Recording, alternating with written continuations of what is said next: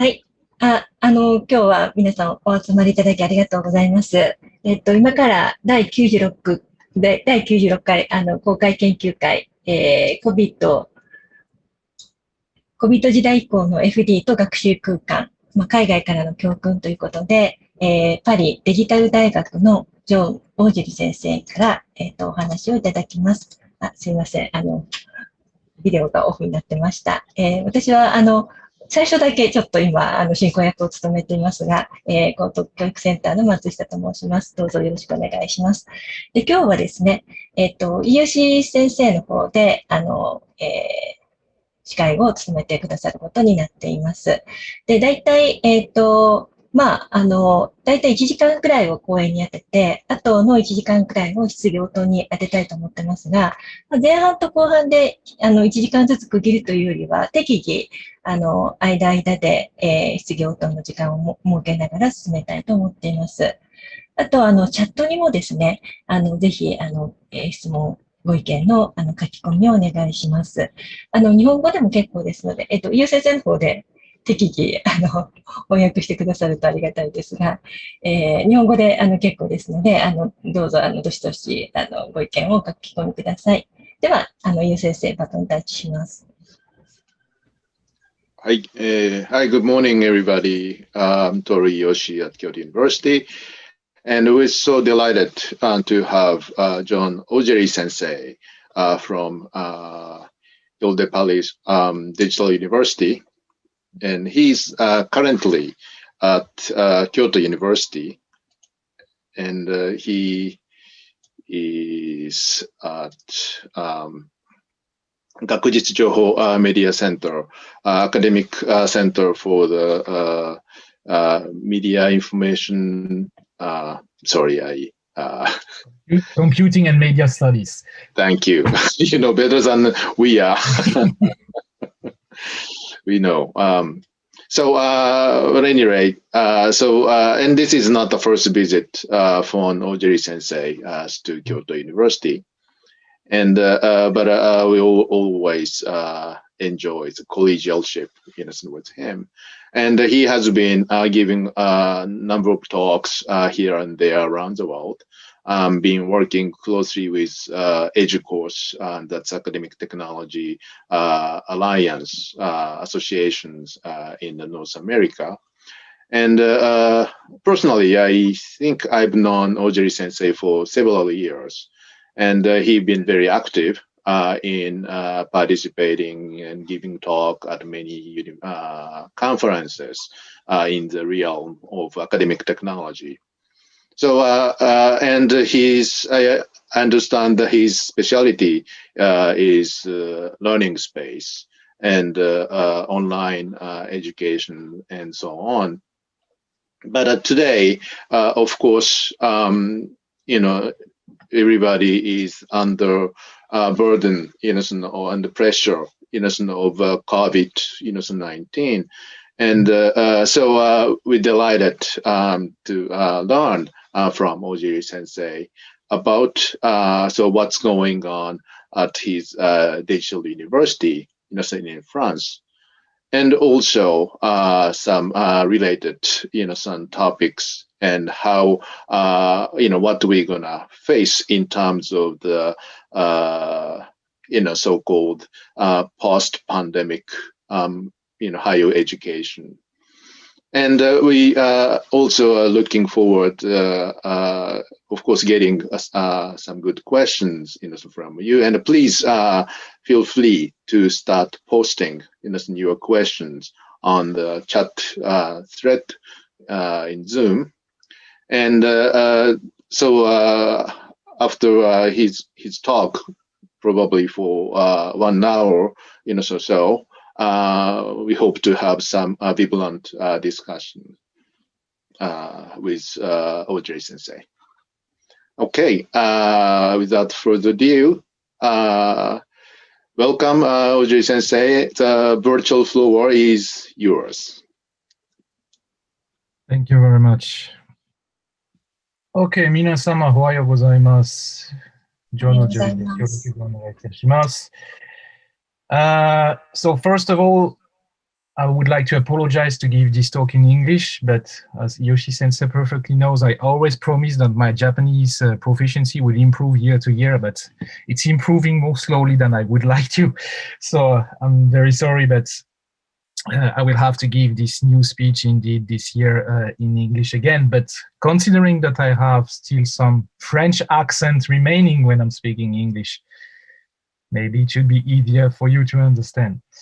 So, Yoshi-sensei, dear Toru, Matsushita-sensei, dear Kayo, thank you very much for organizing that seminar. It's really my pleasure, as usual, I would say, because indeed it's not the first time I'm giving such kind of talk at Kyodai, but it's really my pleasure to have such kind of moments to share ideas, challenges, issues, and perspectives. And I think that considering the times we are going through, it's more important than ever to have such kind of discussions. So I would like also to send some greetings to many of the attendees. I saw the list of people that registered for today's talk, and I saw many familiar names, so I'm very delighted to see so many old friends joining that talk, and I'm looking forward for the exchanges that we're going to have at the during the second hour. So indeed, you have here my my details, but I will give you them once again at the end of the talk. And as Yoshi-sensei mentioned, I'm belonging to an institution which is called Ile-de-France Digital University, that actually I co-created now 16 years ago, 2005, yeah, 16, soon 17 years ago.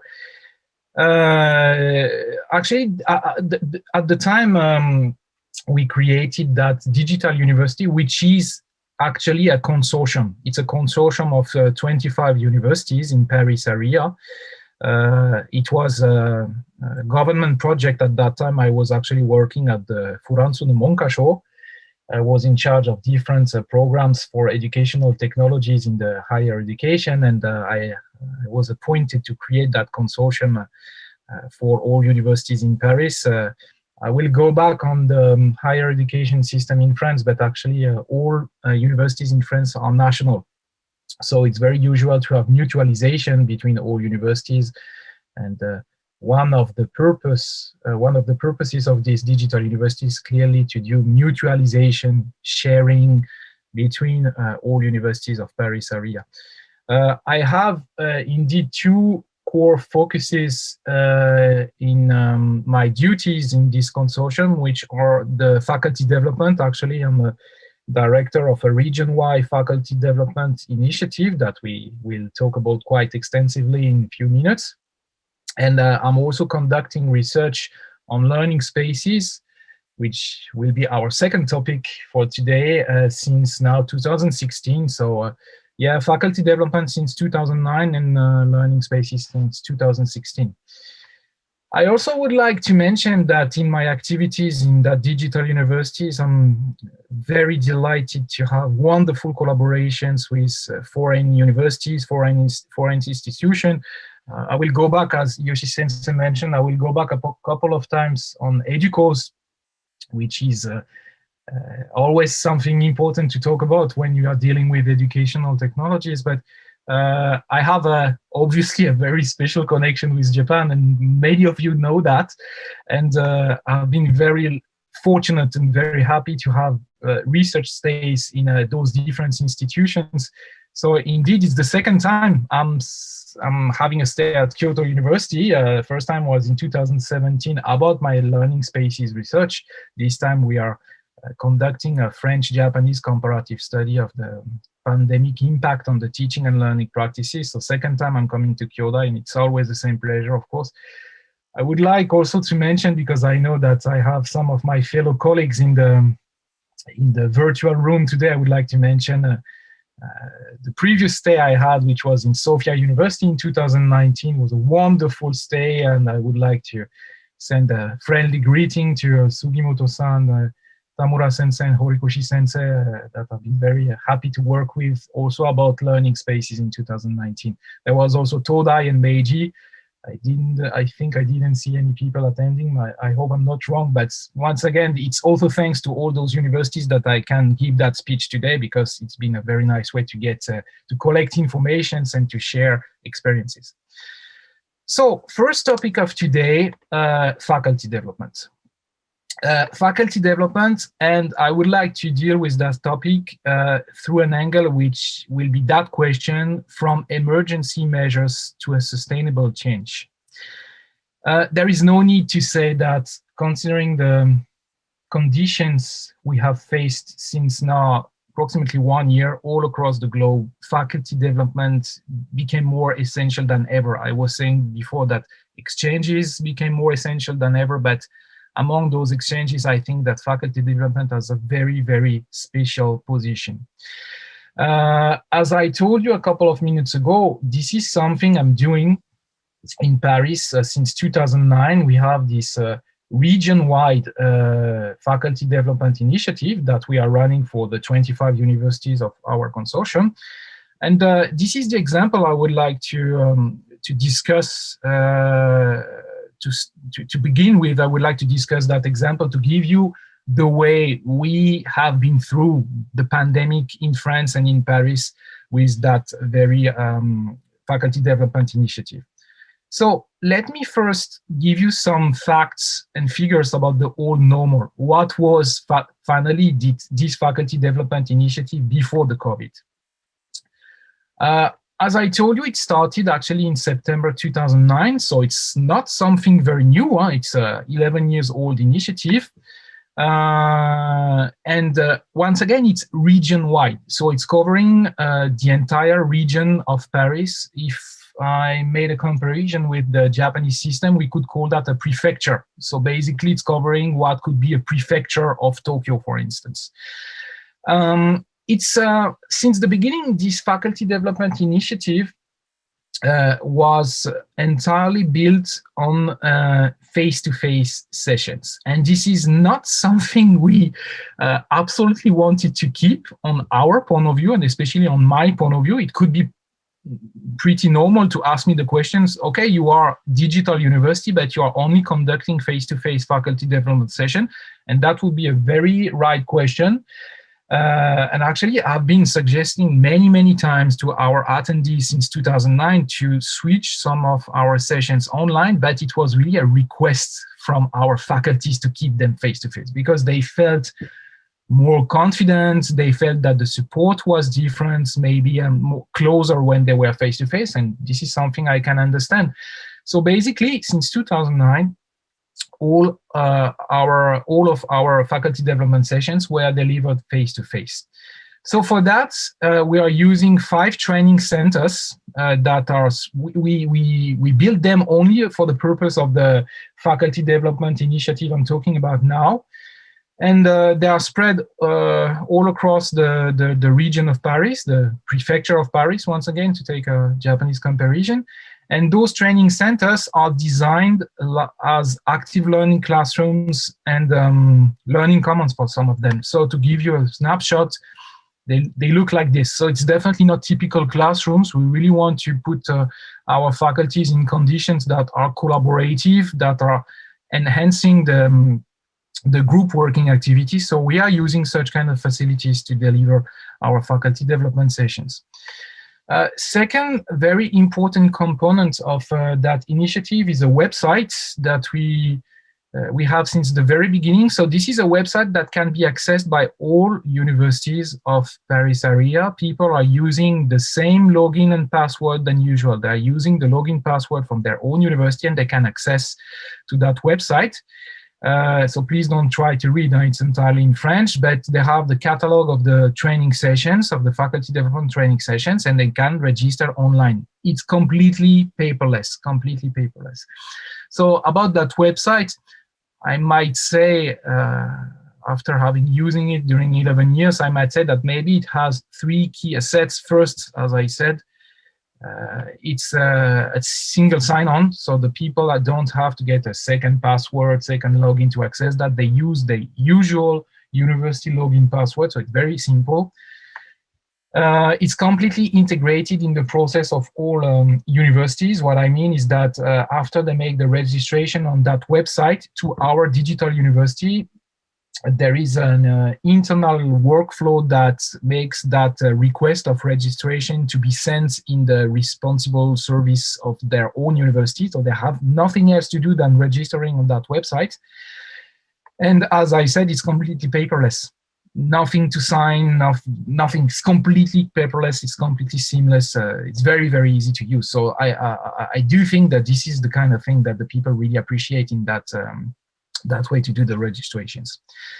To continue about the old normal and the ways our sessions were delivered until the COVID time, I would like to foster on this, which is a very basic philosophy that we applied to our sessions since the very beginning. We really wanted, so of course we are dealing with digital tools, of course, but really wanted to deal with the synergy, with the complementarity between digital tool and teaching and learning practices. We had, and especially I had, no interest in giving lessons, in giving sessions to faculties just to know how to click on a software. My purpose is definitely to enhance the teaching and learning practices. So really wanted since the very beginning to make the connections between those two topics. And to give you some examples of how we can translate this, this goal of having a synergy. For instance, we have sessions about designing slideshows. That's pretty obvious. So people can choose sessions that are focused on using PowerPoint, Keynote, Google Slide, Prezi. We have some others examples, but these are a few of them. So they can say, okay, I'm going to pick up a session on Keynote because I want to make my slideshow on Keynote. Okay, so he or she is going to register to this session on the software, but we will ask that faculty to also register to a practice, really pedagogical practice session, which is called Visual Design Principles of the Slideshow, which will explain to that very faculty why a slideshow is working or not, how to use the illustrations, how to use text, how to make the sequence of the slides, how to have a rhythm in the slideshow. So really one key example of this complementarity between the digital tool and the practice. People want to use video editing software. Okay, that's fine, but we're gonna ask them to follow something about the production of pedagogical screencasts, for instance.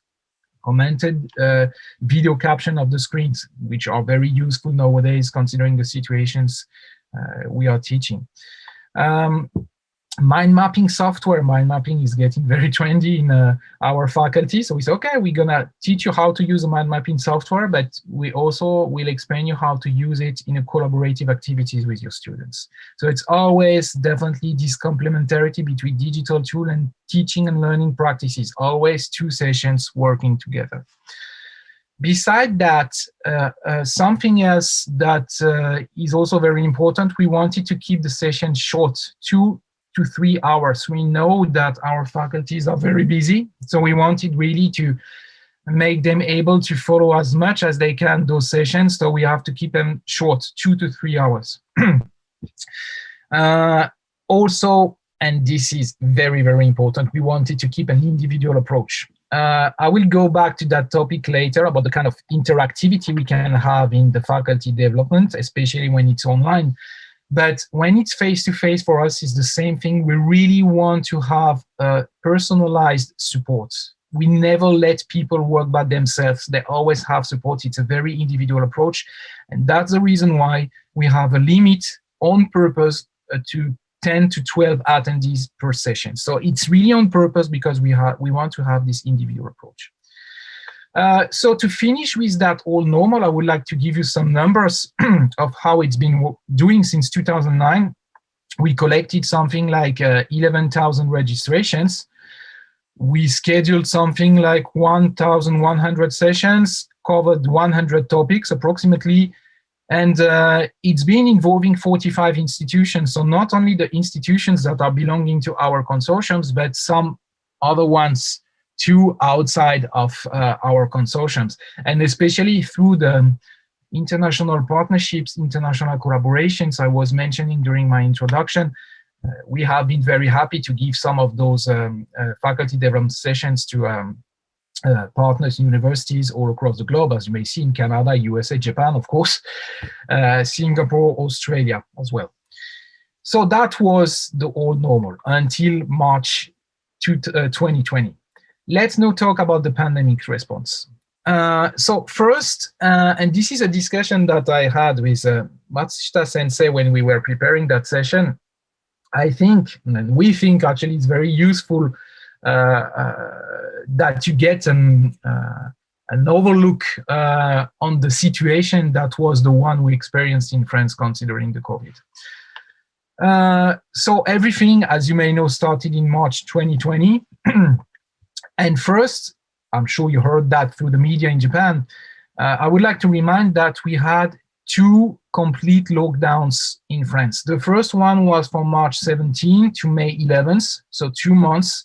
The second one was at the end of the year from late October to mid-December. So these were complete lockdowns, especially the first one. The first one was very, very strict, to be honest with you. At that time, I was in Paris. Actually, I came back from my stay at Sophia University just a few weeks before, in February. The first lockdown started in Paris on March 17. And to be honest with you, so this is a personal point of view, which is going beyond our discussion on about faculty development, but I've never seen Paris like this. Honestly, it was completely empty. The streets were completely empty during the entire day. The only reason to go out was to go to the supermarket to buy something to eat, but that's it. So nothing, no schools open, no companies running, nothing except the essential ones, but very strict lockdown. The second one was a little bit softer, but of course, all this had an impact on universities, on campuses. And especially, I would like to mention that President Macron, when the first lockdown was declared in March 17, first that lockdown was scheduled for 2 weeks, and finally it lasted 8 weeks, as I said, up to May 11th. But since the very beginning, President Macron said that the campuses of all French universities, because once again, we have a 100% national university system. So President Macron said that the campuses would be closed until September, which is the back to school for us. So as soon as the first lockdown started in March, we knew that the campuses would be closed for 6 months, even though the lockdown would finish earlier.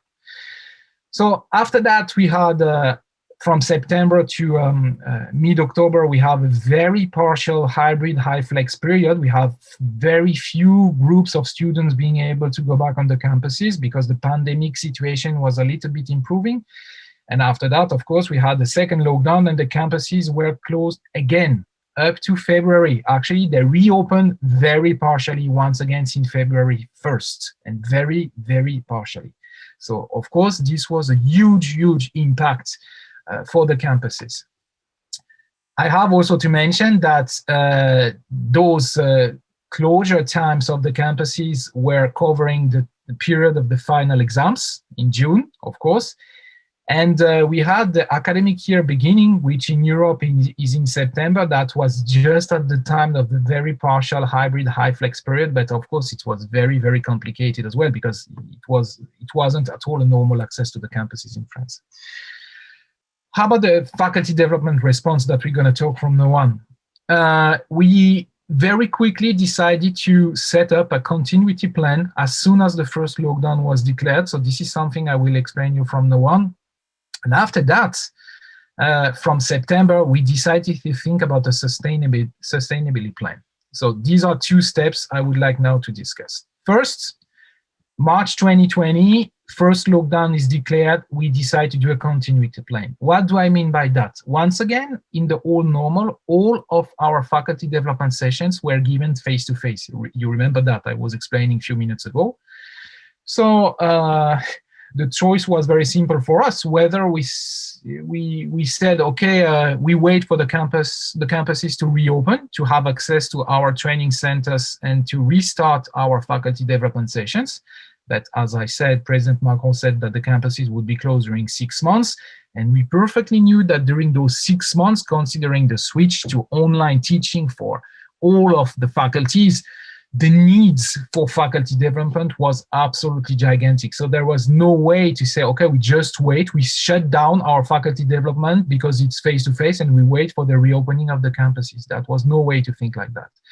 So very quickly, we decided to set up a continuity plan. So to give you an overlook very quickly of how it works, first, let's go back to the basics of the old normal that I just explained.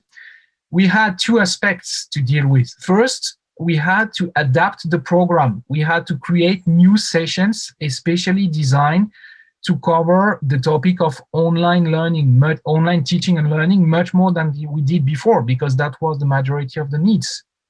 And there were some other needs that we were delivering face-to-face that were not so relevant and not so urgent anymore, that we really needed to do something very special, a huge effort for all the topics covering online teaching. Second, about the sessions themselves, we had to adapt the content to the new delivery format that was online as well. We were talking about online teaching, but we were also about to give our own faculty development sessions online, same format. In French, maybe some of you know that we talk about le fond, which means what we are talking about. So this is adapting the program, and la forme, which is the way we talk about that program. So delivering those sessions online. So to say that in other words, we had to fit to new needs and we had to make those sessions suitable and interactive to be delivered online. So how did it work? As I said, the first lockdown was declared on March 17, all universities' campuses closing. 1 week later, we decided to conduct some first tests on the technical and on the pedagogical point of view. I insist on the pedagogical point of view because once again, we really wanted to adapt our contents to the new delivering format.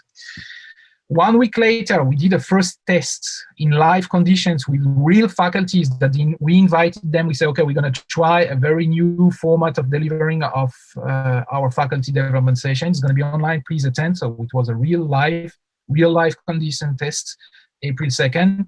And at that time, it was good enough to know that we could transpose 25% of the old program of sessions to online.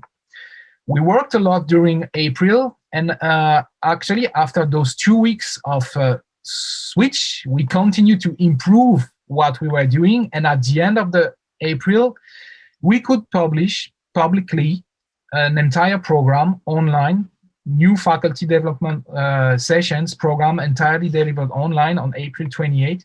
And actually, finally, we could transpose 60% of the old sessions to which we added new topics that were dealing to the online teaching that was so important at that time. Let's now move to the production phase. First, we scheduled 21 sessions. We had 170 seats, if I may say, 15 topics covered. And what you're going to see are the real numbers. So this curve is really reflecting the real numbers of registrations. As you may see, the answer was very important. We had to make a first extension of the program on May 13th. So 2 weeks later, 2 weeks after the beginning, first extension, we moved to 30 sessions, so 50% of the extension. Once again, answer was very huge. The needs were very important, of course. Second extension of the capacity, second extension of the program, beginning of June. And once again, the answer was very important. So definitely, it was pretty obvious, but we could verify that the needs for those faculty development sessions were very important. And at the end of this continuity plan that was lasting from April to early July, so 3 months, we registered a little bit less than 300 attendees on 35 sessions coming from 10 universities. So that was something that we could set up very quickly. And I think it was a very good experience to move to the sustainability plan I would like to discuss now. Because from September 2020, even though some campuses were going back to a partial hybrid and high flex configuration, as I said, we perfectly knew that the needs were still very important, very, very important. And we also, I would like really to mention that, acknowledge very quickly that these online faculty development sessions would not last only at the pandemic time. We very quickly understood that it would last on the middle or the long term. And the experience that we had during the continuity plan of 3 months was good enough to think, okay, maybe we can make them sustainable. So this sustainability plan was basically built on one key concept, that was to deliver one full, extensive course that was called Teaching with Digital. Okay, so instead of proposing to our faculties to pick up sessions as they wanted, we said, okay, now we have one full course. It's a package. It's entirely designed for your needs. And we really recommend you to follow that course entirely. So it's a 10 modules course. It's covering first the concepts and basics, fundamentals about the online and hybrid learning, how to design what we call the learning capsule, the assessment online. Production of contents, we help them to design efficient slideshows. We help them to produce video caption of the screencast, as we call them. Video production with very light devices such as the smartphone camera, tools for interactivity, and how do we manage the collaboration in a distance configuration. And we also deliver the modules about the class activity design and the articulation with physical spaces when some people could access them in hybrid or high flex configuration. So we really foster on that concept to say, okay, before you could pick up as you wanted, you still can pick up as you want. People could pick up among those modules as they wanted, but we really recommended them to follow the entire course. And actually, it really made a difference, because people had a sort of guidance. People really didn't have to care, okay, is it relevant for me or not? They just had to follow that sequence. So most of them really decided to follow the entire course. And to give you the evolution of the numbers, these were the ones we had after the continuity plan between April and July. And so this is what we had in September 2020. And after this, the launch of this packaged course that I just presented, we moved to 800 registration, 85 sessions organized, and 17 universities over sending people to this course. So these were the numbers we had just 4 months later in January 2021. So the answer was absolutely, absolutely huge. But beyond the numbers, of course, and considering that it was a very new way for us to deliver faculty development, we wanted to make some evaluations, of course. And that was systematic. After all of the sessions we had, we sent a quick form to our attendees, and we were asking 4 questions. First one, what did you think about the answer to the needs? And 80% of the people said that it was good. The sessions, given as they were a good answer to their needs. Appreciation of the contents, 83% positive opinion. Appreciation of the speaker, 89% of the people think that it was a positive. So this was pretty the same. These were pretty the same numbers than the ones we had at the time of the face-to-face sessions. So that was not so surprising. But of course, the key question for us was the last one. What did you think about the new video conferencing format we used to deliver those faculty development sessions? And we were very happy to see that 96% of the people had a good appreciation of that. This was a huge concern for us, that some people would say, okay, finally video conferencing, it's just a plan B. It's just an alternative to the faculty development sessions that we always had face-to-face. And finally now people said, okay, it's online, that it might be very good.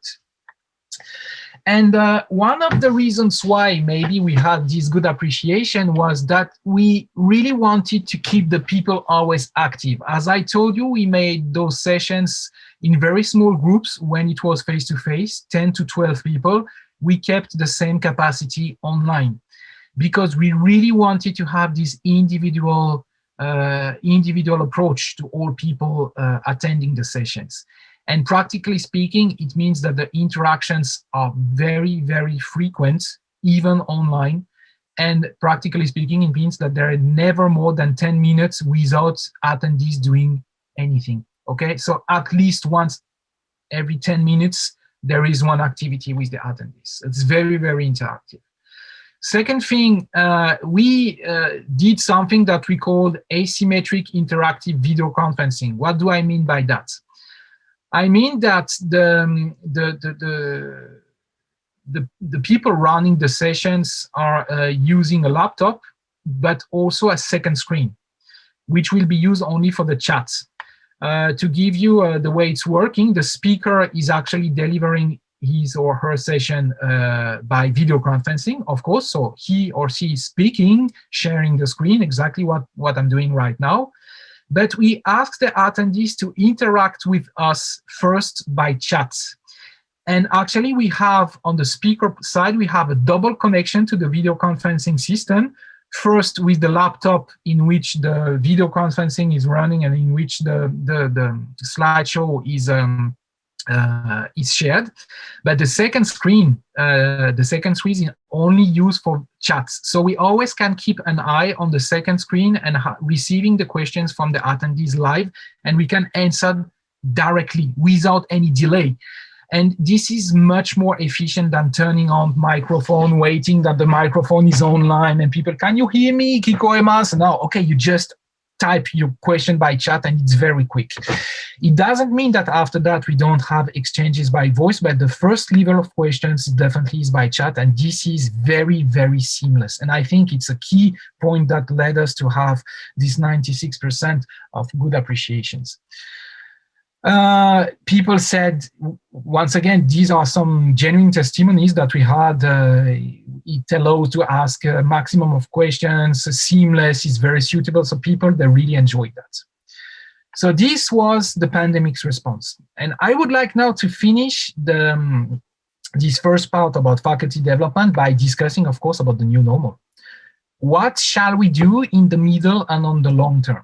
So first, I think we learned a lot from this period. We are still in this difficult period, of course, but we already learned a lot. We had a lot of lessons, we had a lot of assessment from the pandemic time. And considering what we did, switching our entire faculty development initiative online, we wanted to list the cons and the pros. So first, on the cons, we could have been worrying about technical issues. I have to tell you that within the 800 attendees we had last year, we had less than 10 people that couldn't attend the session because they had technical issues. So this doesn't seem to be a problem, okay? Incompatibilities, what do I mean by that? We have few topics that we were delivering face-to-face that we couldn't deliver yet online because on the pedagogical point of view, it's not reasonable. For instance, when you have very specific software that needs you to have the trainer just next to you, it might be difficult to switch them to online. So once again, we wanted to deliver only super high quality online sessions. So if some topics are not completely suitable to switch online, so far we keep them on the side, still working on them, but still on waiting.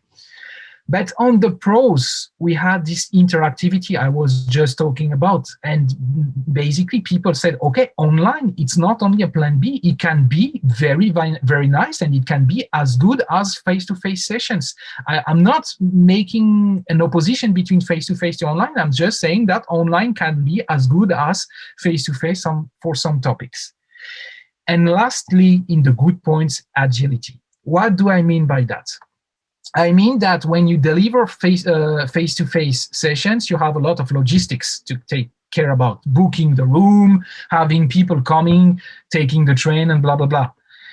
When you have online sessions, it's very easy, and this is something we experience. We completely experience that, to say, okay, today we had the module about the designing learning capsules, but people ask to get some precisions. Okay, we really quickly organize a Q&A and a workshop sessions that will be settled, I don't know, the next day or 2 days later. And because it's online, it's very easy. There is no logistics.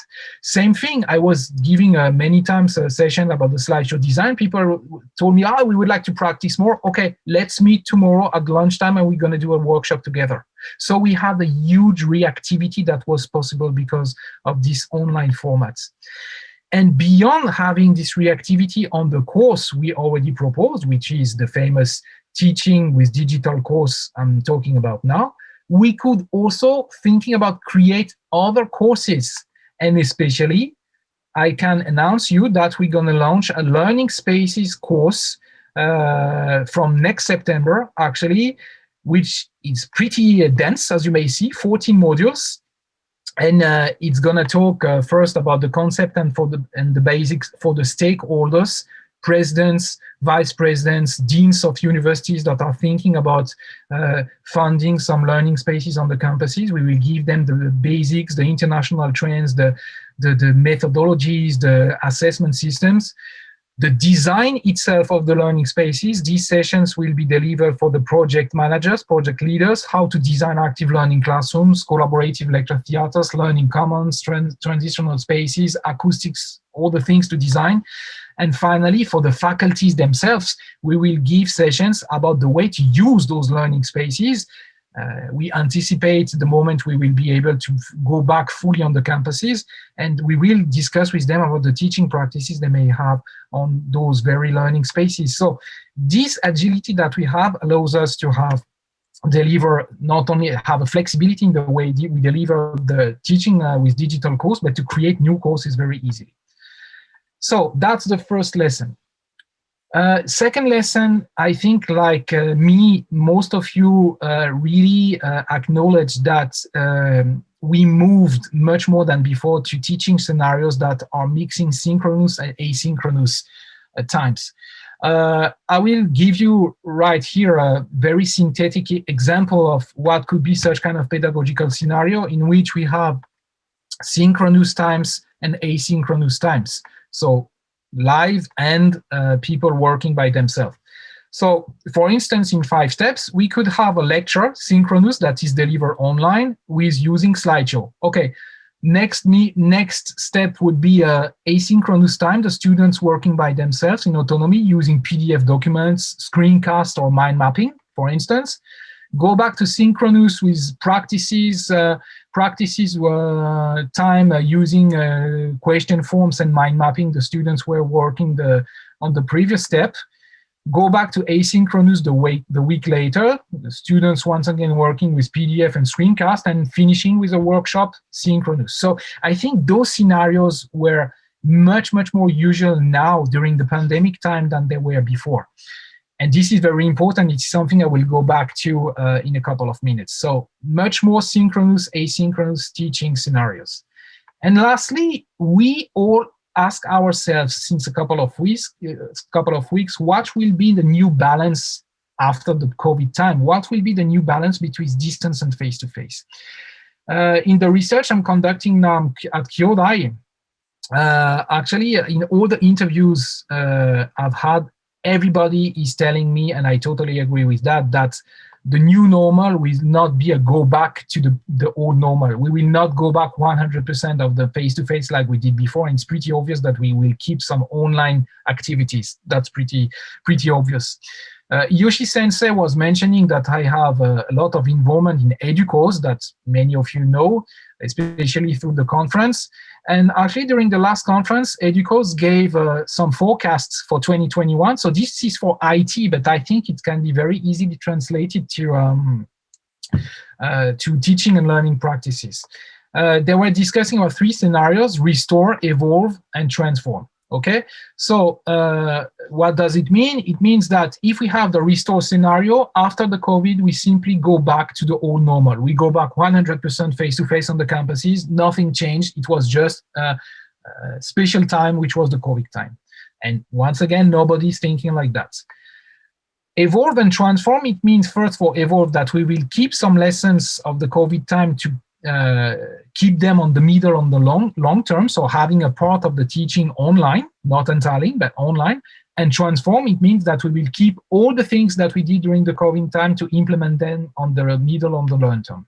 So right now, the question is actually the balance between evolve and transform scenario. We don't know exactly where it's going to be, but it should be one of those two scenarios. And when we talk about the balance between face-to-face and distance learning in the future, of course, we have to remind that on our campuses, we have those spaces, those new types of libraries. This is Seikei next to Tokyo. We have those very interesting concept of open space in Hakodate Mirai Daikaku. We have those new lecture theaters. This one is in Melbourne in Australia. We have those beautiful learning commons. This is the one of Osaka International University, and we have Yamamura-san with you today in the chat. Ritsumeikan APU, those very new facilities that we already had, this active learning studio in Melbourne, we had that since years, and finally we may use them now in a very, very new configuration, and maybe in a much more meaningful way. And so that brings me to the second topic of today. Augeri Sensei. Yeah. Very sorry to interrupt. Sure. So far it has been so rich and insightful, and we really appreciate. And I think since actually it's from Matsushita Sensei, posted some questions, but it may be a good idea to you talked about no more than 10 minutes talk without interaction with participants, right? In your slide. So if you would agree, then why don't we just take some time here to interact for you to interact with the audience. Would that work for you? Perfectly. Great, thank you. And so you see the chat thread, and there are some two questions from Matsushita Sensei, and maybe I should just read out. So under COVID-19, how are classes conducted in French universities? It would be great if you could be more specific. For example, what is the format of classes in hybrid HyFlex? Yeah, that first question. Okay. So, of course, this is a very fundamental question. And actually, for us, the situation was pretty simple. As I mentioned, all the campuses were closed, completely closed from March to September. So there was no option for us to do hybrid or HyFlex at that time. So from March to September, it was full online classes, 100%. Back to September, October, when we had this short period of limited number of students being back to the campuses, we did, as I said, very partial hybrid and HyFlex. And to be honest with you, because this is a question people ask me very often, what people do prefer between hybrid and HyFlex. To be honest with you, so far I didn't find anybody that would choose HyFlex on purpose. Nobody. People are doing HyFlex because they have no choice. Because the system, the organization of the university said, okay, in your classes, you're going to have 20% of the people coming face-to-face, and these are real numbers, and these are usual real numbers. 20 people of the people could access the campus. So in the same class, you had 20% of the people coming face-to-face, and the 80 remaining % of the people following the class remotely. So this is the reason why people didn't have any choice by doing HyFlex. But if they had choice, all of my colleagues told me that they would like to prefer to do hybrid in the synchronous, asynchronous way, meaning that they could do a full face-to-face class for small group in a synchronous way, of course, a full online class for a larger group, and then going back to asynchronous activity. But HyFlex is never a spontaneous choice. Actually, it was never a spontaneous choice in French universities. But some of them did because of the system, having 20% of people going back, but it wasn't a choice. Thank you. Great. So second question is, how about full online classes? In France, are there any organizations that support FD in individual universities? What type of experts work in your consortium? Yes, yeah, so I got a similar thought and a question, and that is, so we understand Digital University is the alliance of 10 universities in France. And you've been energetically providing, some these faculty development courses and to help them transform their courses into online teaching and learning. But are there even these 10 universities? These campuses providing individually as institutions some kind of faculty development, or they pretty much delegate that functions to Digital University? So actually, there are two things I could say about that. First, of course, in each of our university, that actually we have 25 universities in the consortium, and almost all of them decided to settle faculty development sessions by themselves. But these sessions were running alongside the ones we were delivering, and especially alongside the teaching with digital course that we scheduled from September. And I have to say that even though some of those universities decided to have internal faculty development session, most of this faculty development was delegated to us. First, because we were doing that since 2009. So this initiative is very well installed in the landscape of Paris area. Actually, everybody knows that faculty development initiative since 12 years. And they knew that we were doing the switching to online, and we were doing the special program for helping the faculties to switch to online. So even though some universities decided to have some internal sessions, most of them were recommending to their faculties to register our program alongside. I see. Well, that sounds great, because in my fantasy, you may remember we used to have National Institute for Media Education, Right. Attached to Open University, in Japan, and they were, supposed to provide all the this kind of IT, ICT, and faculty development kind of support to really leverage, expand their capability, in doing this kind of online, blended learning. But it disappeared, and it was disappeared. And then, so during when the pandemic started, I was, wondering what if, if there was still NIME, that could provide kind of even nationwide, some support, to all the universities and the colleges, some to use, some their maybe online faculty seminars or some resources. But, the truth is, the individual universities pretty much had to provide that kind of support on their own.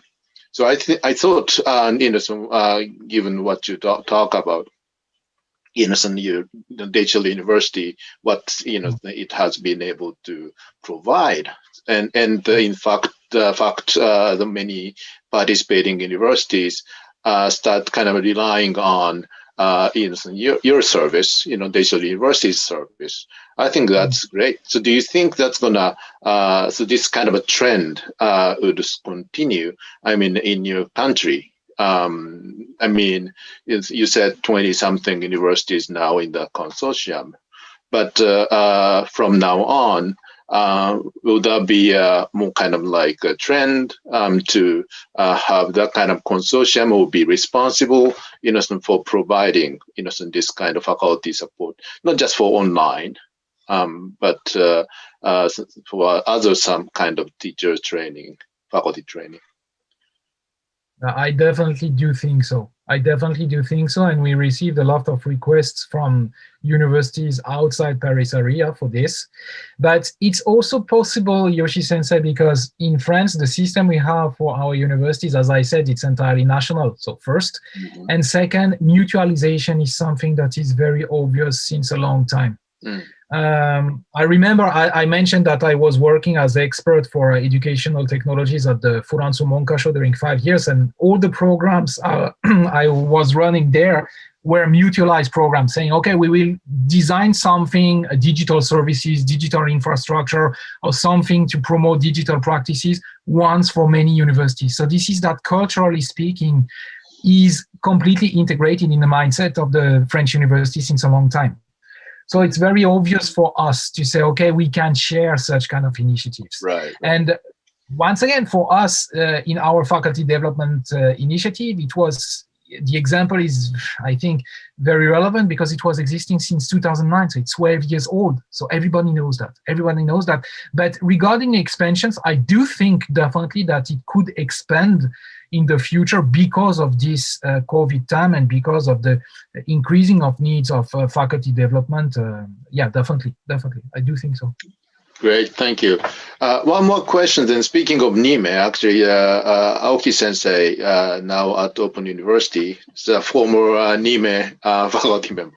Her question is, how were the modules of the FD determined?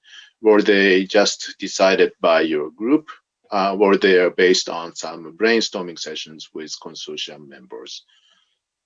Okay, Response? Hello, Kumiko. Hello, Kumiko. Great to have you. I'm pretty sure you know her. I know Kumiko very well, yes, indeed. And we always have very interesting discussions.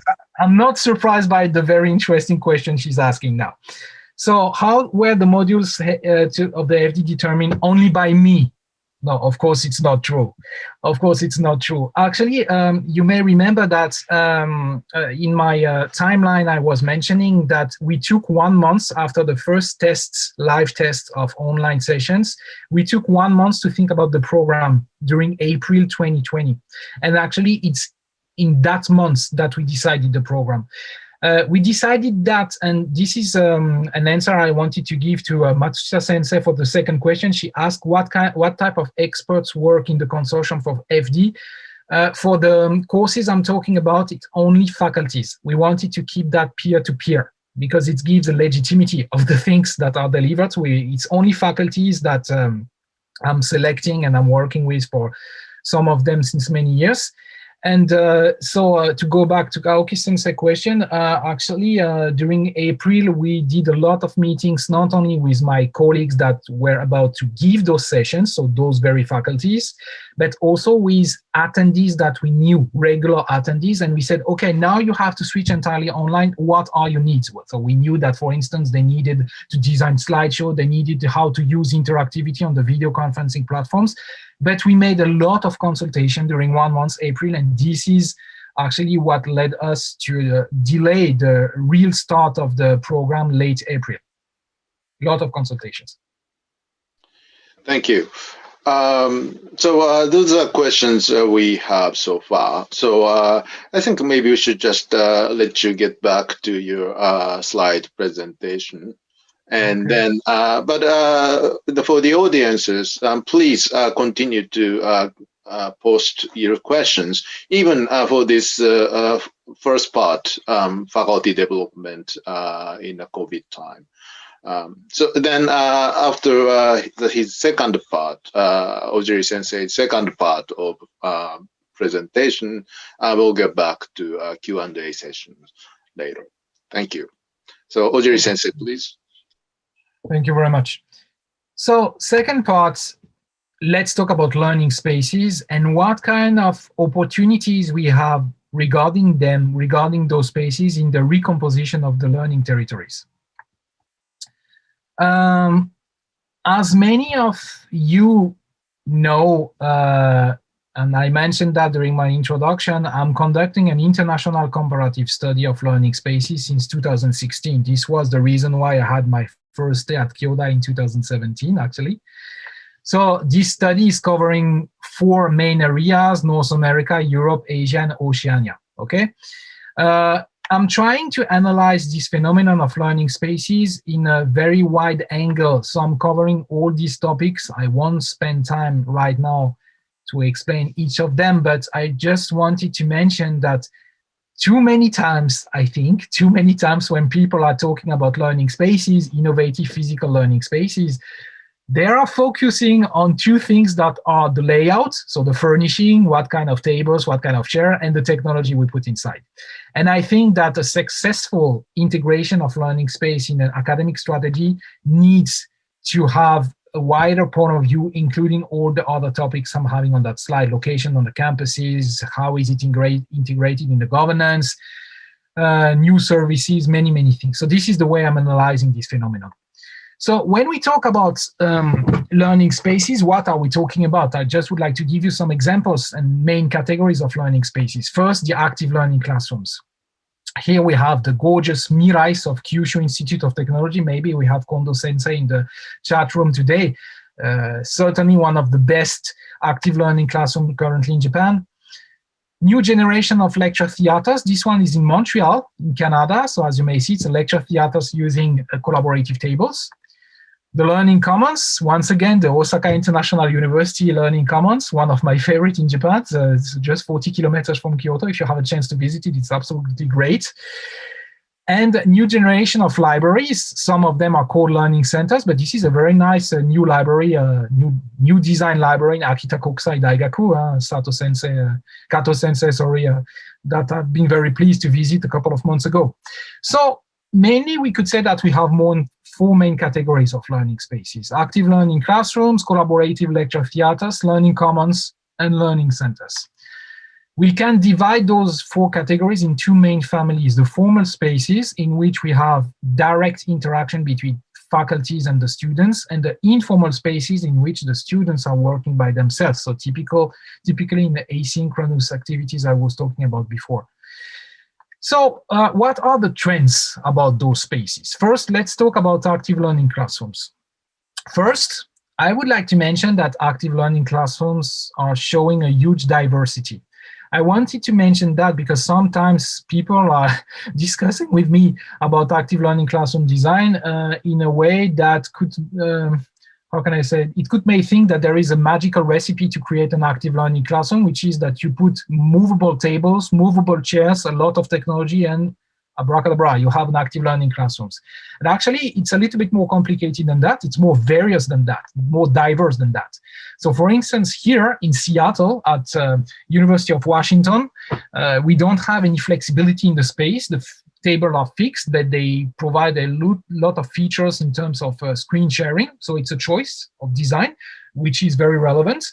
That is not based on the movability of the space. These active learning classrooms in Kyushu Daigaku, in the new Ito campus, is very flexible. So as you may see, it's very different from the first one we had in Seattle. Let's go now in Melbourne. They mix in Melbourne the two types of furnishing, fixed and movable, in the same space. And I was also mentioning that is in this supposed to be magical recipe to create active learning classrooms, people are sometimes thinking that we need to put a lot of technology. So I'm working for a digital university, so of course I like technology, but please have a look to the shiny white surface that you have on the tables. You see, we have this white shiny surface. Actually, it's writable with normal pen, analog pen. So the students can write directly on the tables. It's not digital, and it's a feature that people really love. University of British Columbia in Canada, once again, completely different setup for the active learning classroom. The Mirais, once again, and Kyushu Institute of Technology, or this one in Perth in Australia. So see, it's very, very diverse. There is not one single pattern to create active learning classroom. It's very diverse, and I do think that before creating an active learning classroom and before talking about the design, we should discuss with the faculties about the activities that they're going to have in this active learning classroom, because the design has to come from the activities and not the activities coming from the design.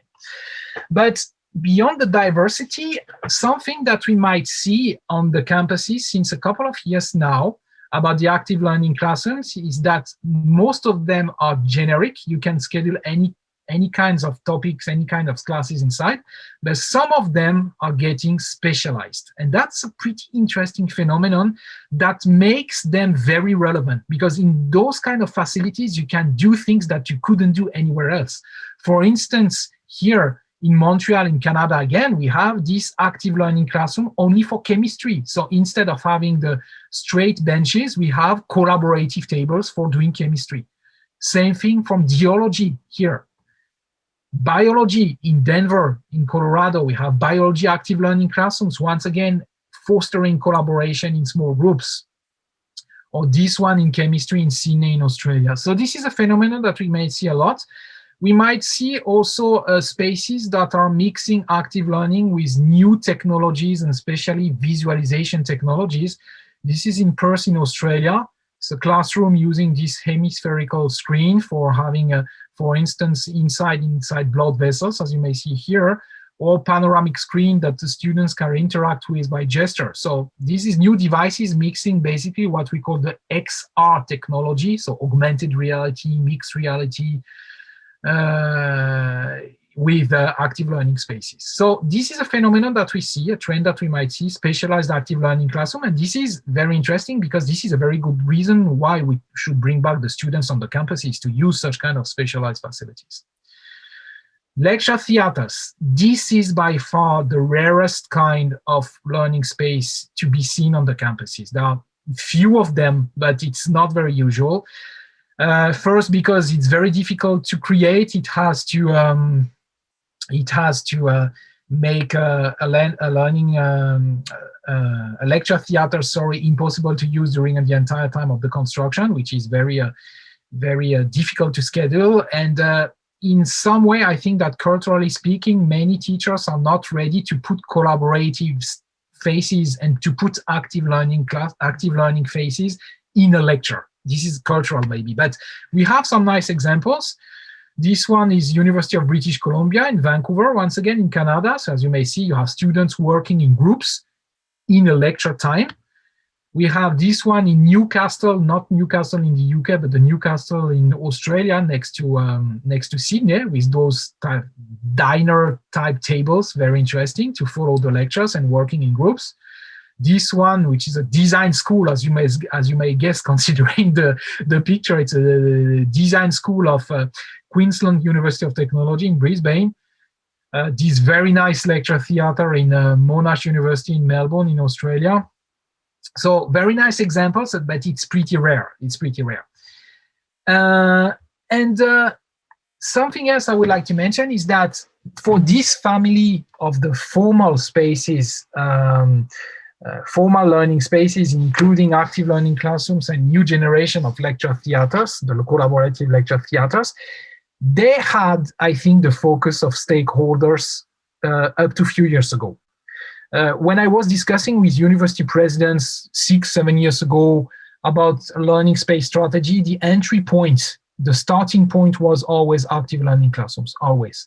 But what I do see right now through my research all across the world is that there is a shifting of the focus of the stakeholders when they consider learning space from formal spaces to informal spaces. There is a huge shift about that.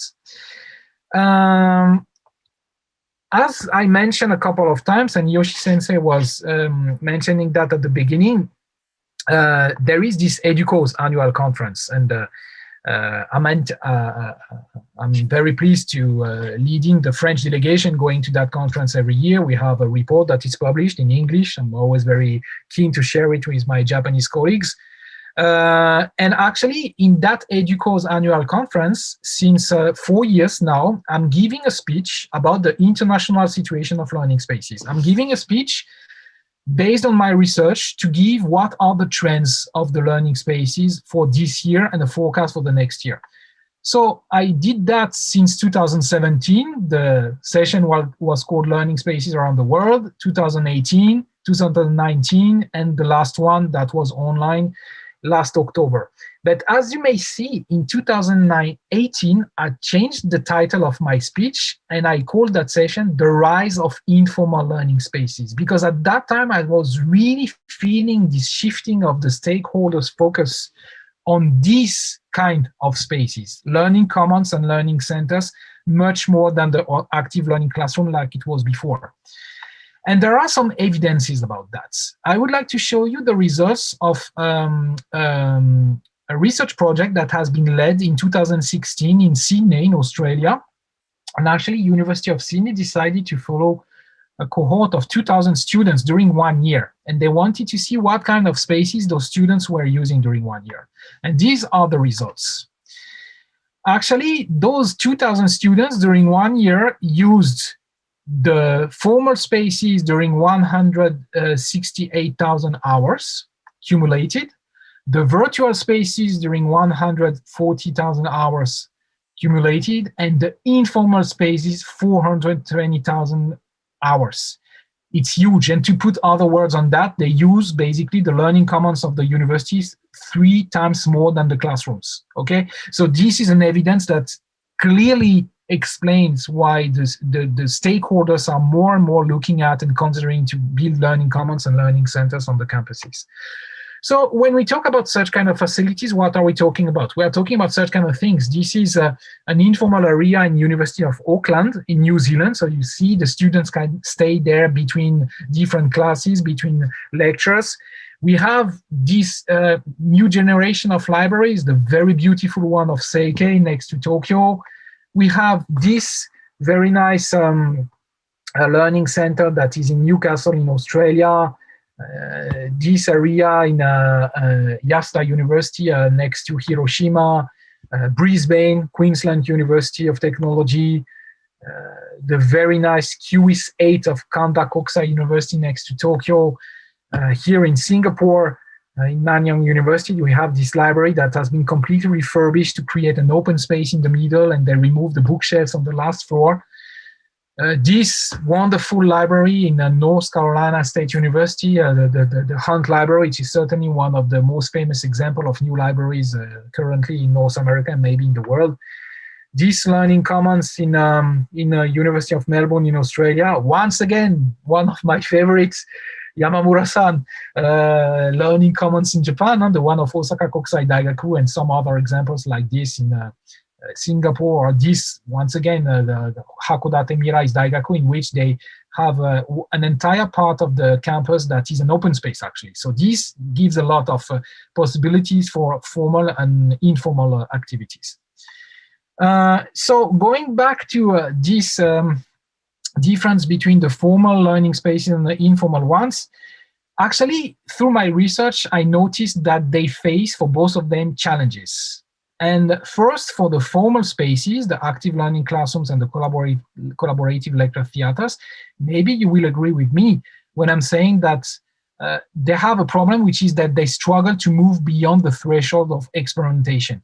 What I want to say by that is that in many universities that I visited across the globe, they have 1, 2, sometimes 4 active learning classrooms, but they are not used to schedule tenure classes. It's used once per semester for a special class, okay? It's not mainstream. I do not say that the design is not good. I do not say that faculties are doing very nice.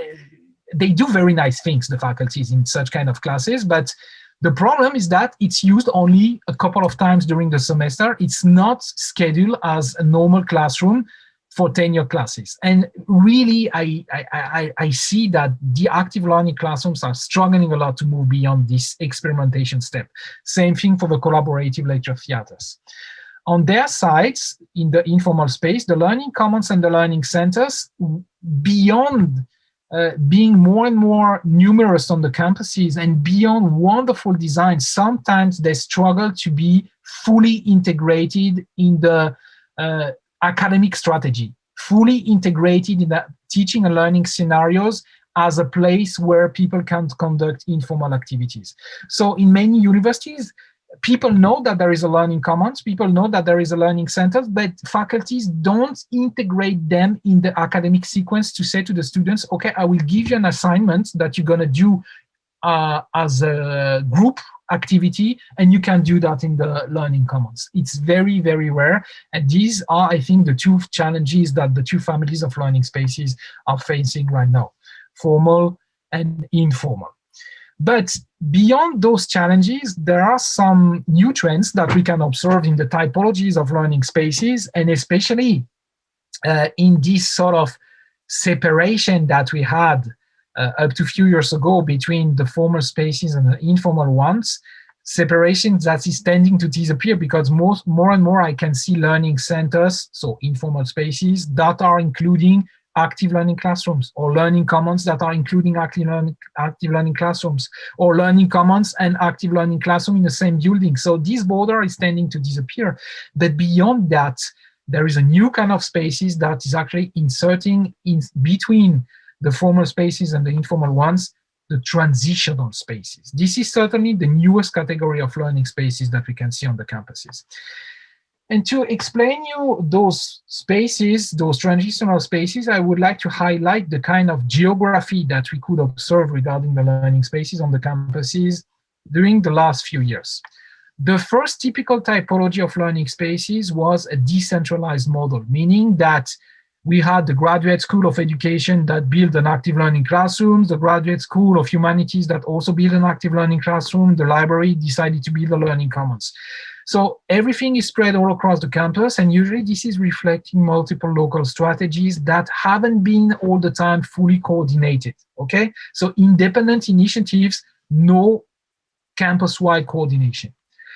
Then after that, we moved to a centralized model. This was really reflecting that the university governances and the stakeholders were more and more interested in learning spaces and decided to invest on them and having a real strategy. And in many times, this strategy was translated in an iconic building on the campus that is centralizing formal spaces, typically active learning classrooms, and informal spaces such as the learning commons, but this in an iconic building.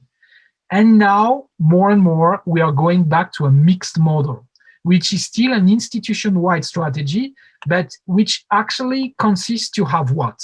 It consists to have, for instance, specialized active learning classrooms in the graduate school. So for instance, active learning classroom for geology, active learning classrooms for chemistry, some other generic active learning classrooms in other buildings, and still keeping an iconic, innovative building in which we're going to have active learning classrooms as well, and for instance, a learning commons. So this is clearly the model in which we are going to, considering the discussions I can have with governances and stakeholders.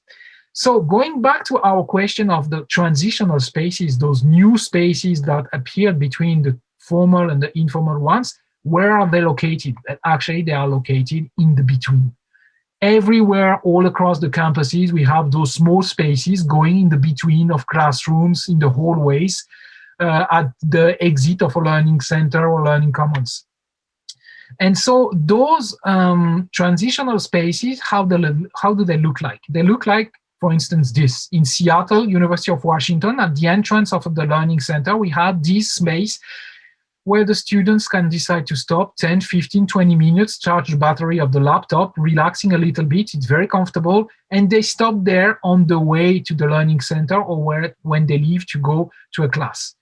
Here in Perth, in Australia, at the entrance of the library, they have those small space in which the students can have small informal activities before going to the library. Refurbishing of stairs here in the Hunt Library in North Carolina, or here in Adelaide in Australia, they decided to refurbish a part of the stairs to transform that in a place where the students can stay for a couple of minutes to conduct activities. Same thing here in Denver. They just put in those wood boxes, power plugs, and now the students can stay there for a few minutes.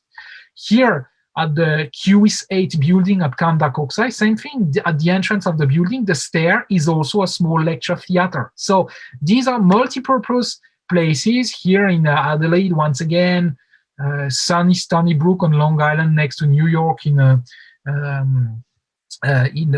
USA, here in Perth in California, or here in Melbourne in Australia.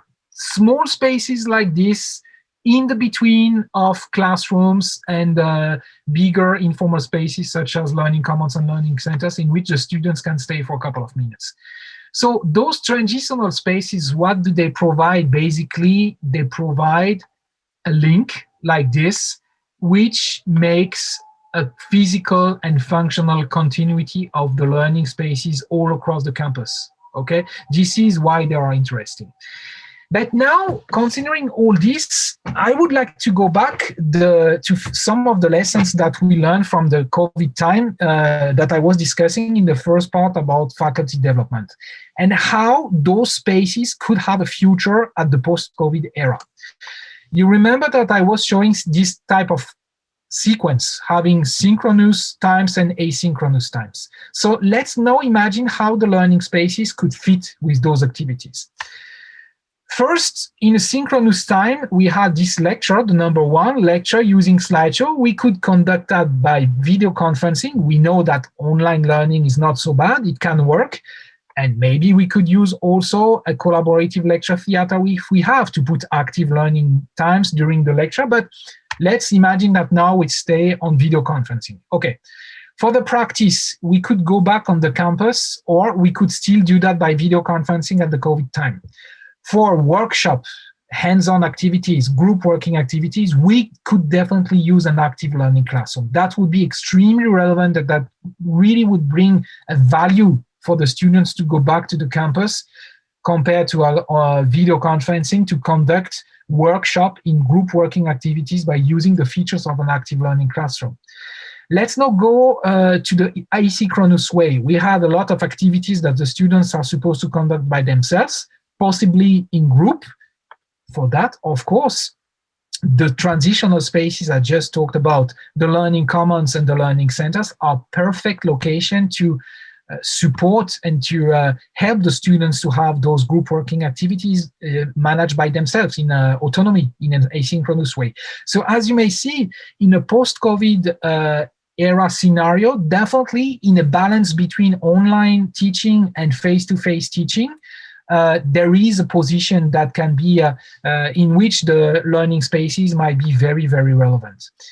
And if I go back to my typology and the challenges that those spaces are facing, I was saying that formal spaces and especially active learning classrooms are struggling to move beyond the threshold of experimentation, meaning they struggle to be used in tenure classes every week.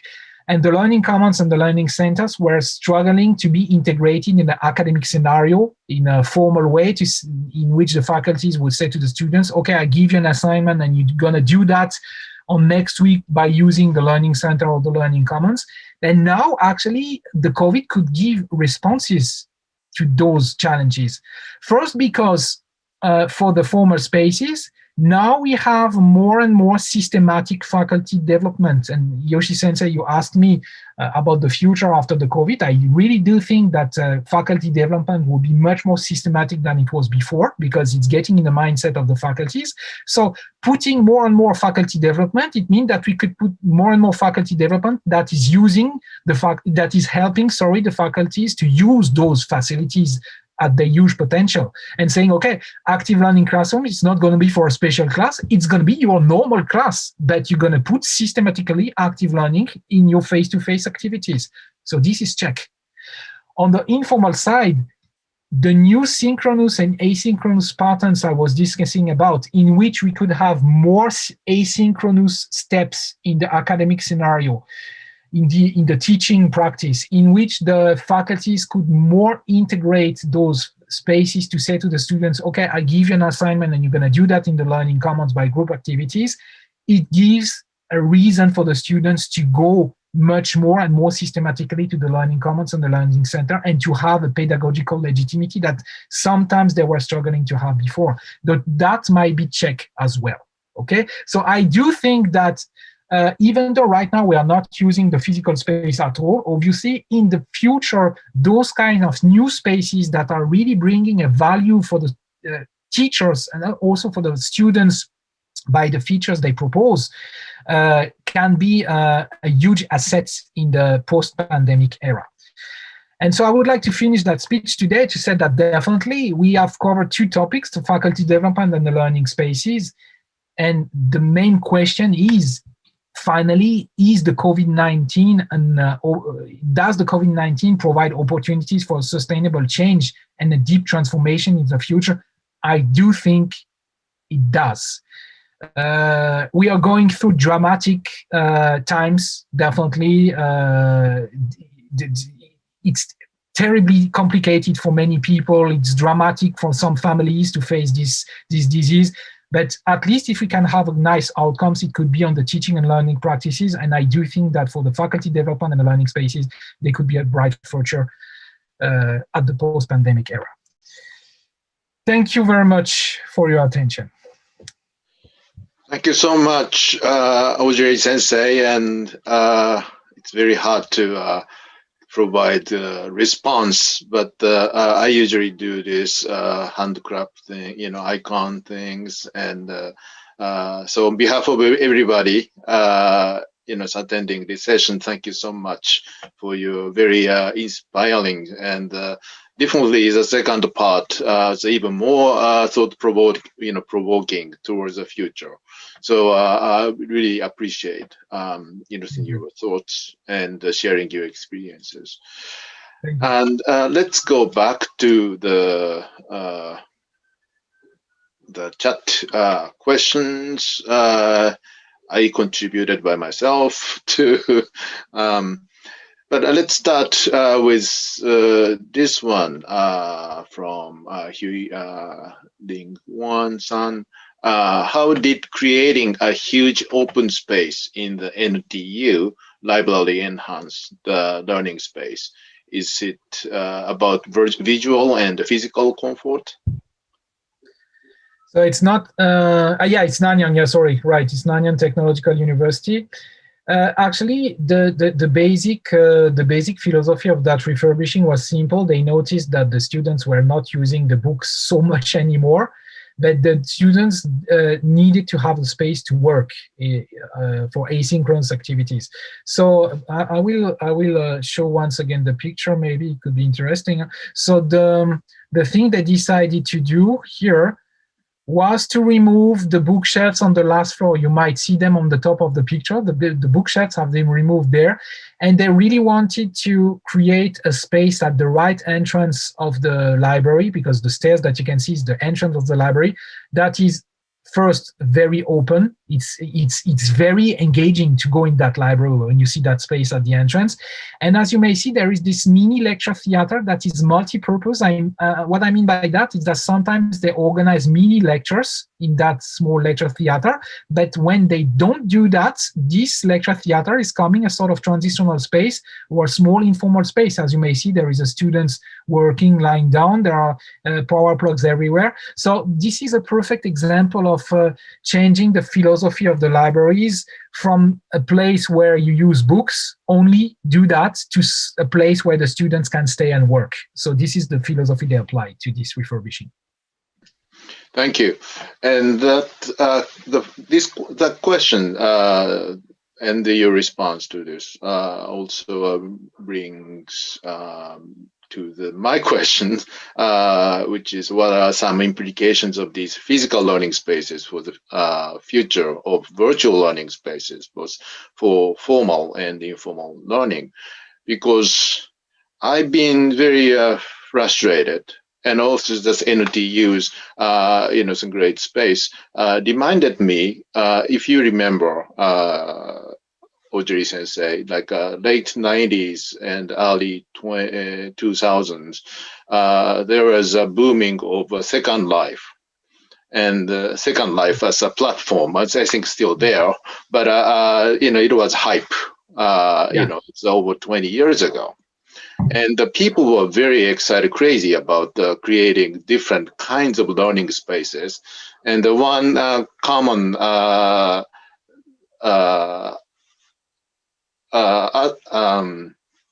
one common attribute I found is somehow people like no windows, no walls, and somehow by the sea. It's a by the sea campuses or classroom using the virtual space designing tools, environment like Second Life. That was a joke. But at any rate, I'm so disappointed why in 2020 and 21 now we are still doing this formal learning and teaching in this 2D web browser, flat space, chat, and these tools have been around for over 20-30 years. But where is that kind of a beautiful virtual learning space? And of course, the physical learning spaces, as you've been sharing with us today, been making great progress. But and even under COVID, we have been able to deal with pretty much formal learning part. We mean the class period.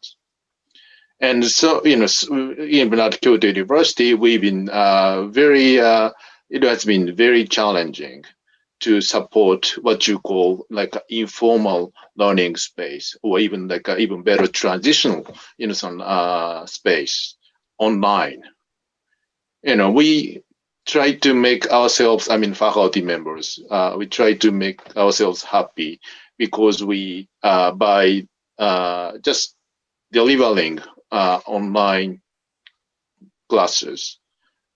In some mode. But students have been very disappointed because there is no kind of chit-chatting session, time before and after, some classes. And there is, of course, no like learning commons or even cafeteria where they could do, just chit-chatting, but also peer-to-peer learning and sometimes teaching too.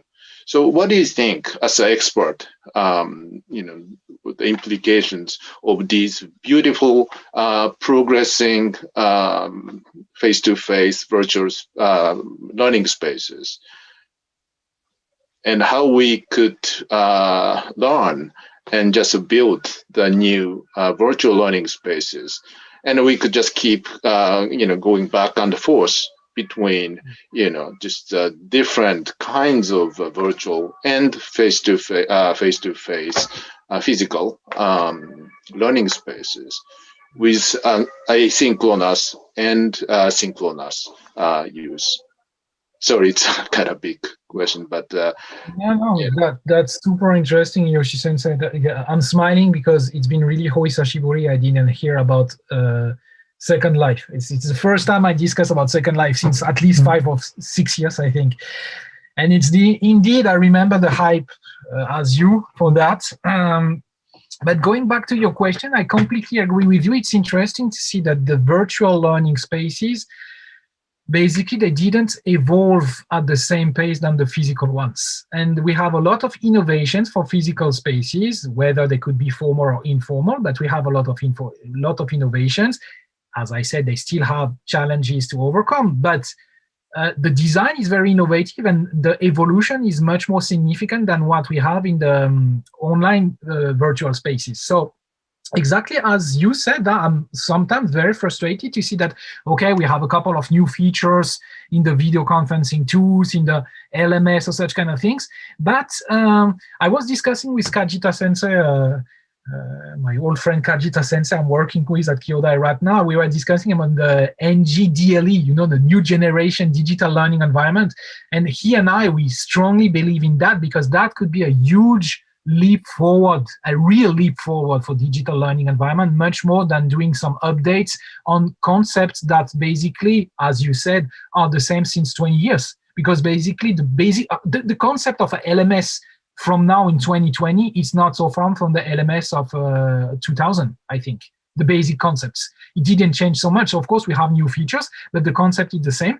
And I'm sorry, but I don't have, I would say, magical answer about that. I feel the same frustration than you, and I really have a great hopes and great expectation in all those works that are conducted now around the new generation of digital learning environment, because I do think that virtual learning spaces should get inspiration for the physical ones, especially by providing virtual spaces for the formal activities, virtual spaces for the informal activity, having virtual spaces in which the students could gather by themselves, just by themselves without the faculties, and conducting collaborative activities with real collaborative tools as they would do in the learning commons. But so far, I agree with you, it doesn't exist. It's pretty frustrating, and I do hope that there would be some exchanges between the physical spaces to the new generation digital learning environment. I completely agree with you.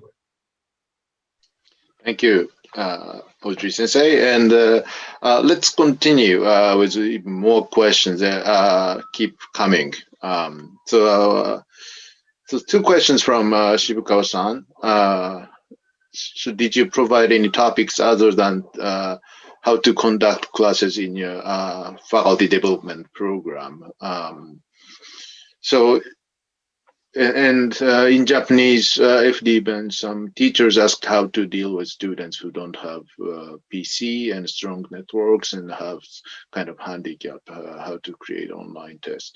So again, these, well, let's kind of skip on this digital divide, some part, that which is important, but again, that's a long story. But how about, so what kind of like teaching learning activities supporting those you covered in your FD workshops online? I mean, like conducting at Kyoto University, for example, conducting online test, has been one of the big, some topics. How to conduct fair, safe online exams, for example. Did you cover something like that and some other topics? Yeah, that's a very important question indeed. So we did so. So the equipment rate of the students in France, considering a laptop and smartphone, I think is pretty similar to the one to Japan. The telecom carrier plans are much cheaper in France than in Japan. So we could have been thinking at the first look that it wouldn't be an issue for the students to use their cell phone plan to connect from home. To give you an idea, in France, a cell phone plan, say now 5G is arriving slowly, but the 4G cell phone plan with unlimited, some of them have unlimited data, it's between 20 and 40 euros. So it's 1,000 gurai per month.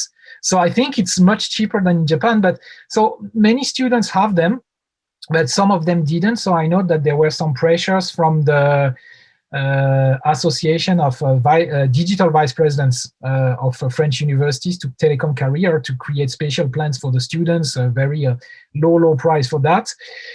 But beyond those technical and financial issues, the answer I could give is that in our faculty development program, we really wanted to have a special focus on asynchronous contents. We wanted to explain to the faculties how they could produce quality asynchronous contents. So we have a huge focus on the way to produce very nicely designed slideshows, how to create screencasts in which they could use those slideshows and give their comments by audio, and providing that on a platform that the students could access even without a super fast connection, but at the time they want and with the capacities they have. So instead of saying, okay, we're going to have only live delivery, we could say to this faculty, we're going to explain you how to do asynchronous contents that the students can deal with low capacity IT or telecom. So definitely we included that in our program. Yeah.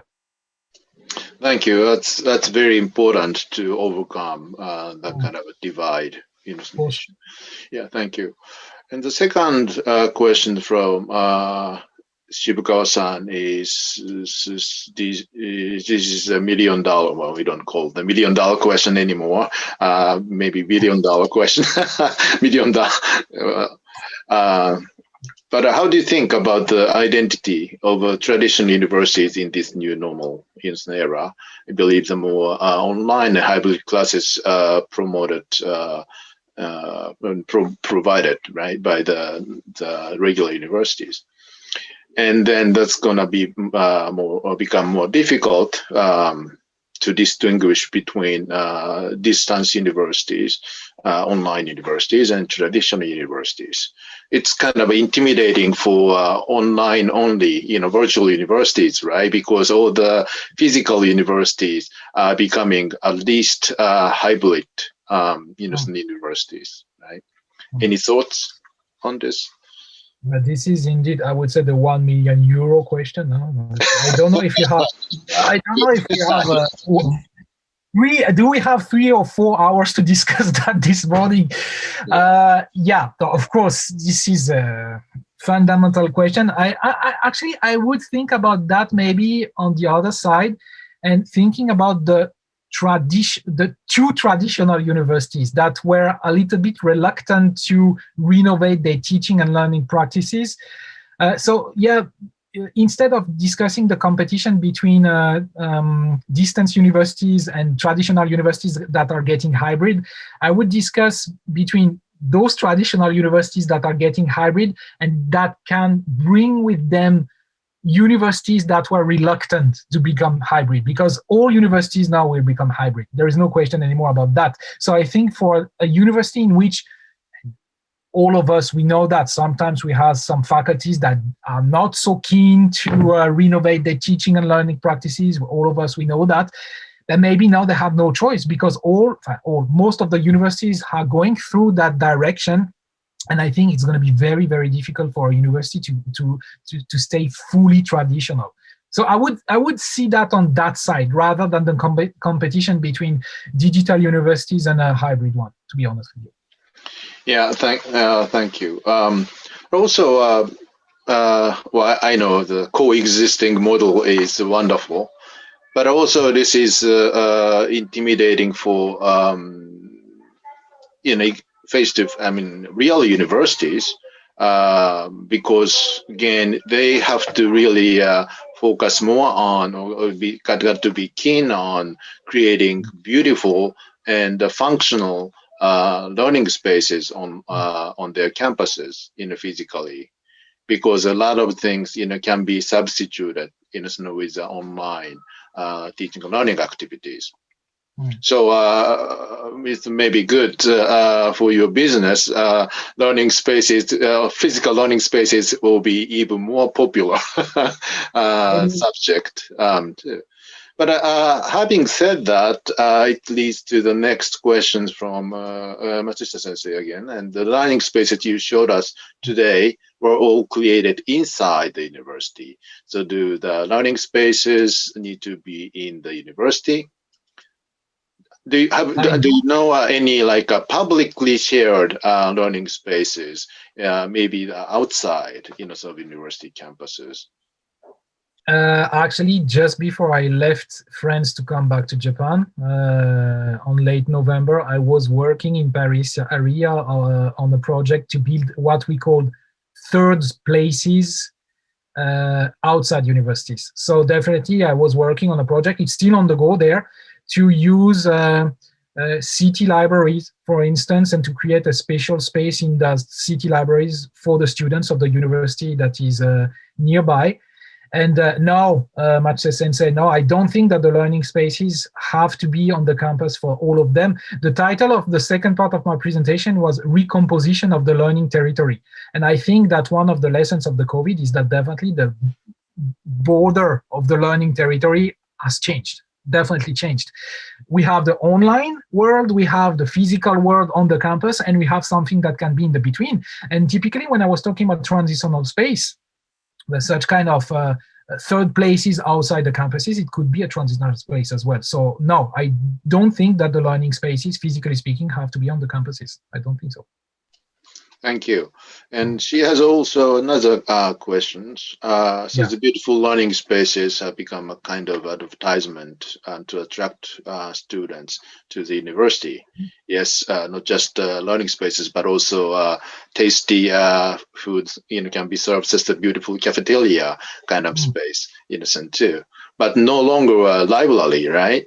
Library used to be a strong selling point, for the university, physical library, but that it's kind of disappearing now. And it's kind of a commodity, becoming commodity in terms of the digital library, any university can offer. So it's not like a Stanford has or Yale, has the largest libraries on the, so that doesn't compete anymore. So the need for research on how it's actually used and how it promotes students' learning. I think you're expert on this. So it's not just aesthetics, how beautiful they look, but how beautifully they are being used to promote good teaching and learning. So actually, there are two questions here. On the first one, Matsuda Sensei is asking if learning spaces could be an advertisement to attract students to university. So this is a very provocative question, so I'm going to answer in a provocative way as well. Yes, I do think so. I do think so. And I do think so. And sometimes when you have very nice designs, I do love architecture, of course. But sometimes when you have when you see very nice design, you may also ask, so what do you do with this design? What is the purpose of this design? And sometimes it's pretty difficult to get answers about that when I'm conducting my research about learning spaces. There is always this word saying we conduct active learning. Okay, what is active learning? Precisely. So say it's students discussing with each other. Okay, so what does it enhance in the learning experience? So to answer Matsuda Sensei question, I would say that in that sense, I think Japan is in a very specific position. This is something I clearly wrote about in my research. In Japan, you have a very big number of universities. 80% of them are private, and the demographic trends are making that you don't have enough students to fill all universities right now, and it's getting worse and worse as far as I know. So the challenge for many private universities is definitely to attract students. And I do think that having such kind of space is a part of the attractivity of the institution. And it's not a shame. I mean, it's not a shame. It's just real life. They need something to attract to the students. And going beyond that, having a learning commons that has been designed first to attract students doesn't mean that they won't have very nice and very interesting teaching and learning activities inside. It's maybe not the priority, but it can be a second effect. So yes, Matsuda Sensei, I really think that for some universities, and especially private one, it's an asset to attract the students, but it doesn't mean that they won't conduct renovated teaching and learning practices inside. I do think so. And your second question, of course, is a key one. Is there any research about how the students use those spaces? On learning commons and learning centers, very few. And of course, for that, we need to have a qualitative approach. I've been discussing that with many of you that are attending that session on today. That yeah, we definitely need to conduct qualitative research on that, because it's very, very difficult to get some tangible insights of the way students are using the learning commons and the learning center, so especially in the informal space, in their learning activities. Maybe they go there just to relax, we don't know, and it's also important in the student side to relax, but having a real tangible view on the learning activities remain a challenge. It remains a challenge. So there are very interesting researches that have been led, especially in active learning classroom, and I would like to mention the one that Tamura Sensei has been leading in Sofia University. We have been discussing that when I was there in 2019. It's a research about a system that is detecting the posture of the students when they work in group around the collaborative table. So it's a posture detection system that is supposed to translate the way the students are engaging themselves in group working activities. So this is the kind of things we could do, but definitely, especially for the informal spaces, there is still a lot of things to assess what is really happening inside. I completely agree. Thank you. Well, because you are French, it's probably appropriate to say it's a Michelin rating, restaurant rating. Right? They don't rate restaurants by just a beautiful design, settings, but totally customers, based on customers' experience, satisfactions, the food and how, and it's not just quality of food and drink, but also, if people can have a good time, there. Now, good experience, there. So that kind of evaluation, with that kind of totalness, of the teaching learning experience, can be done in this kind of learning spaces, I think. So we have a lot to do. And I'm keen to the time, and we have 10 minutes left. And one son and one sensei, probably. So in addition to what I said, I said how the beautiful learning spaces still being utilized in the pandemic era, since students are in college not together. And so it's no use for physical beautiful learning spaces, yes.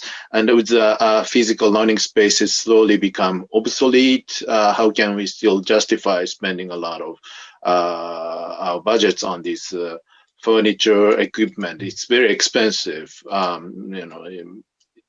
So you kind of partly answered to this question, but any other additional thoughts and comments on this?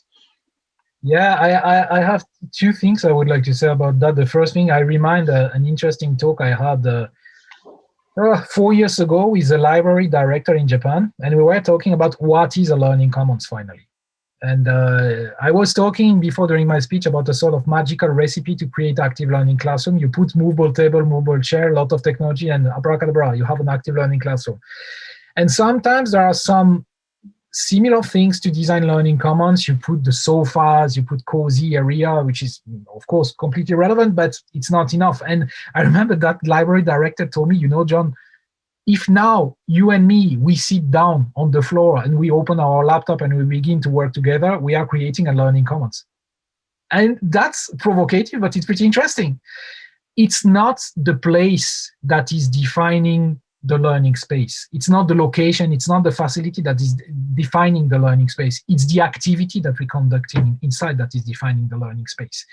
And that brings me to my second comment.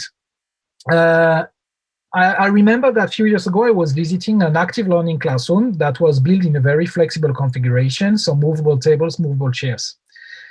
And I was discussing that with the project manager that was very enthusiastic, of course. And after that, I said, I would like to discuss with faculties. And many faculties told me about the way they use that space. Okay, we do this, we do that. And I say, so do you move the tables and the chairs? And they told me, no. So it's movable, but it doesn't move. And so the next question was why? And they said that because basically nobody explained us what was the benefit for our teaching practice to move the tables. So there was a lack of faculty development. So the potential of the space wasn't translated in practice. And that brings me to the answer I would like to give to Ms. Wang. I think that a learning space design has to be based on the forecast of the uses that we want to conduct inside. And it's not the uses that has to be translated from the design. And this is a mistake that I see too many times, that, okay, we have a lot of ambitions in the architecture point of view. We're going to put digital features and many, many things. But basically, did you ask the opinion of the students? No. Did you ask what the teachers may do in such kind of space? No. We will see that later. But no, actually, we should see that prior the design, because the design must be translated from the expected practices and not the opposite. And I think this is a key thing to make those spaces sustainable. Great, thank you. And let's move on to the last questions, and I think maybe it's the last one. So it's from one sensei again, in addition to Shibuko-san's second question. Well, it's long, so let me just quickly summarize. So basically, her questions, one point she's making is online education is still being regarded as a second-class citizen in higher education. So that's first one. And she also